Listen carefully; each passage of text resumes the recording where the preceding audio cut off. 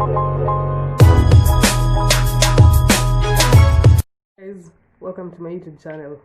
In case you're new here, I'm Sophia, and welcome to that original mbogi, ile mbogi ya wenyewe. Like, we're the most latest crew up in here. So thanks for stopping by. If you're a returning subscriber, pewa kwa bili yangu. I appreciate your support. I don't take it for granted. And yeah, let's get this video started. So in today's video, it's a get to know me. Personally, it's more of where I come from, where I grew up, which schools I went to, how my childhood looked like, my campus days, you know, and life generally up to right now. So let's get it started.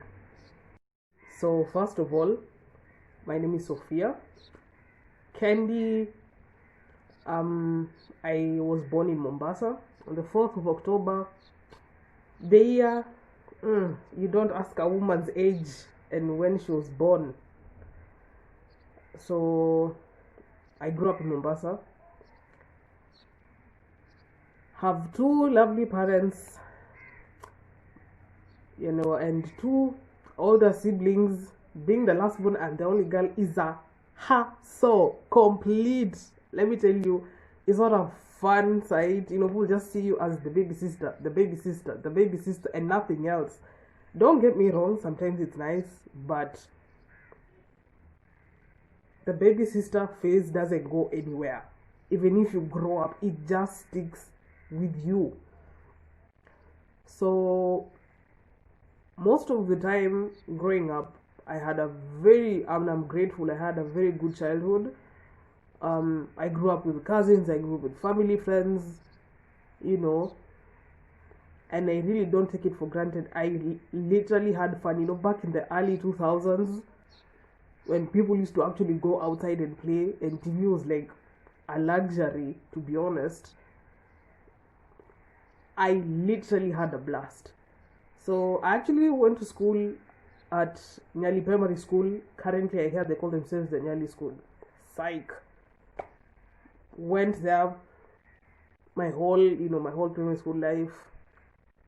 And I think, to be honest, it's one of those schools where you look back and you're like, wow, we went through a lot, you know. And we had fun as it is, you know. Used to eat in class, get caught, noise making and everything. Not trying to say that I was a naughty person, but yeah, I was also quite aggressive. I remember at one point when I was in class 1, I sent boys from my class to go beat up my elder brother. That, to date, I just look back and remember and I just laugh, like, completely. So I was done with primary school in 2010. You know, after that, you know, life changes, you go to high school. And I went to Riara.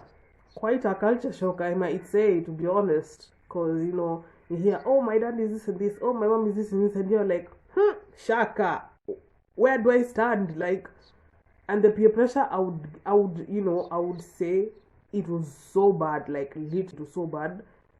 It's like you're fish out of water. You really don't know what to do.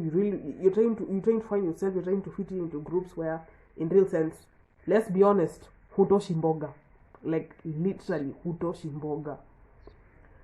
So it became a struggle for me. I'll be open. It was quite a struggle, but I came to realize, you know, way later that it wasn't worth doing all those things just to try and fit in, because at the end of the day, that's their life. You know, maisha wamezoea, you know, and you're from Mombasa, you know, you're thinking ways and the way of living huku and how you're brought up is different from theirs. So, you know, it was a bit late, but at least, you know, I grasped whatever I had to, you know, grasp. Then I went to campus. But I would say this: I had the best time in campus compared to, it was to say, primary, high school, and campus itself. I think campus I had one of the best times. I had like the most coolest. I wouldn't say like coolest in terms of like hype or anything, but coolest in terms of you have the nicest friends, like people who can get, can tell you stuff as it is. Like when you've gone wrong, you've gone wrong. When things are okay, they'll let you know. When it's time to have fun, it's time to have fun. When it's time to get serious, it's time to get serious. And I don't take it for granted. Some to date, like when I mean my very close friends, not the over 25 type of friends where you start a YouTube channel. Don't get me wrong, over 25, those guys are just the bomb.com. But for me, I think it's the type of friendships where, at the end of the day, whether good or bad, these guys are still going to hold you. With friendship these days, the social media friendships, you want to show each other, I've got this, I've got myself together in this, I've done this and this, you go for expensive trips. I don't think that friendships should be of that, of that state. Friendships in real sense, in good or in bad, you stick together and you tell stuff as it is. If you feel like someone went, alikosea, you tell them. If someone did right, congratulate them. At the end of the day, your time is going to come. You can't really be jealous of somebody's success. And that's one thing I said. And I told myself, and I also, we discussed as friends. Let me tell you, choir was such a blast. Like, really.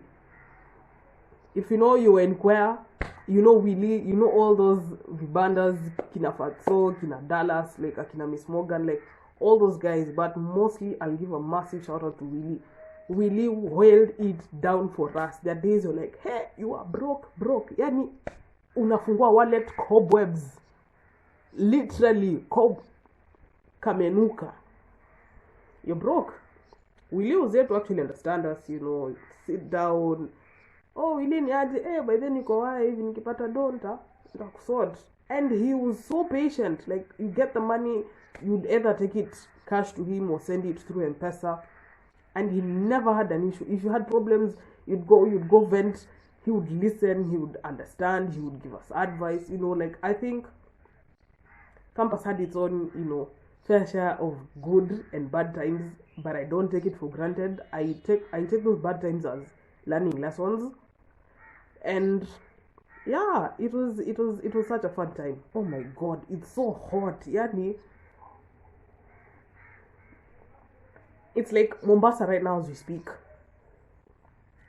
Sisi watu, it's like we are sausages and eggs thrown at a oiled hot iron skillet. Like, literally we're just sizzling. Kuna joto. Hey, my god. Please, can you just lower down the temperature kidogo? We can't deal with this. So generally, growing up was fun. I don't take and strict at the same time, because the type of parents I have, I don't take it for granted. Sometimes you'd want to show yourself that you have everything together, but no, you don't. You literally don't. And the funny thing I came to realize, like, back then, us growing up, corporal punishment was the staple diet of every African household. Homework, punished. You've not passed your exams, you'd find your parents would find every reason to punish you. But you come to realize way later, yes, at some point kuna vitu zingine huwa na trauma, but kuna vitu zingine you're like, wow, I look back and I'm like, yeah, that stuff assisted me at some point, one way or another. So having brothers is quite fun, because for me, I don't have a sister. It's just me, myself, and I. Like, me being the only girl, me being the last one. If you're a girl and you have sisters, please comment down below. Like, what is life?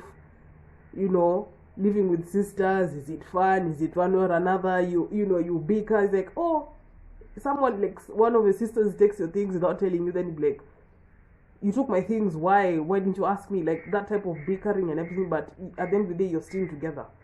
Because I remember growing up, I think I had the biggest level of FOMO, like fearing of missing out. Like my brothers would leave, somewhere with my cousin or with my uncle.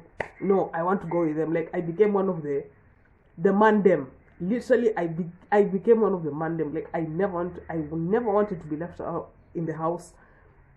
I always wanted to go out. Like I remember like going with my late dad to the barber shop. Like I think people just got tired of me because I'm like, no, mimi nataka kutoka, and I would go with them. I'd go around town, and it's fun because you look back, those are actually memories that you made with the people who are there at that time. And literally, I don't take it for granted at all, because now the cousins that I used to hang out with them, most of them are actually like grown. People are husbands, people are fathers. I'm like, was it just the other day that we were just hanging out, and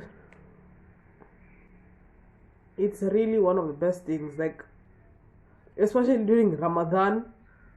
Like that time was just like a bonding. I wouldn't even say a bonding session. It was a bonding, unit. Everyone would come, would eat, would talk, would catch up.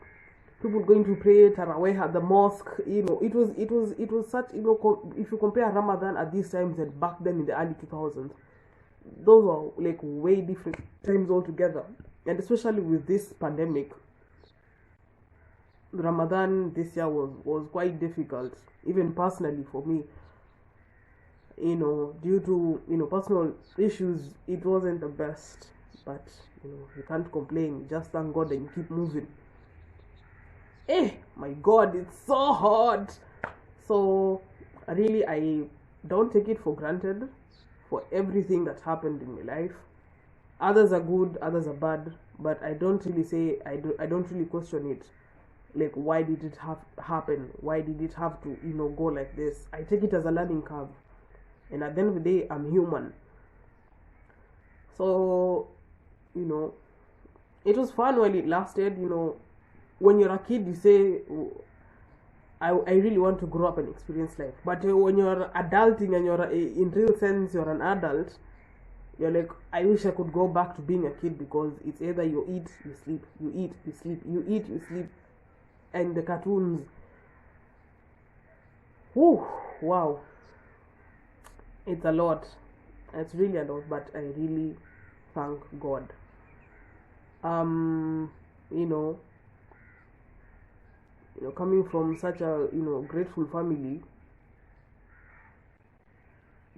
you never you never question anything, in the sense of, obviously there are people who are going to be way wealthier or way richer, but if you be contented with what happened as a childhood, growing up and everything, life becomes easier for you. You're able to deal with things yourself. You're able to be like, okay, it could have been worse, or even if it could have been better, there's nothing, like there's not a situation that could be could have happened. But growing up with brothers, majority of male cousins, a bit of female cousins, it was fun. It was fun. Like, I even remember, as a child, I broke like my major limbs, my legs and arms, but at different occasions. So everyone would like, I remember my mom telling one of my aunties like, Sophia ni master blaster, my last one tu ni mwisho, because it's either I broke my arm, I have a fracture on my leg, or I put a baobab mabuyu seed in my nostril, or I put a bicycle nut inside my eye. So I was such a naughty and cheeky kid, but I think it's just a face. Anyway, I just want to end the video here. And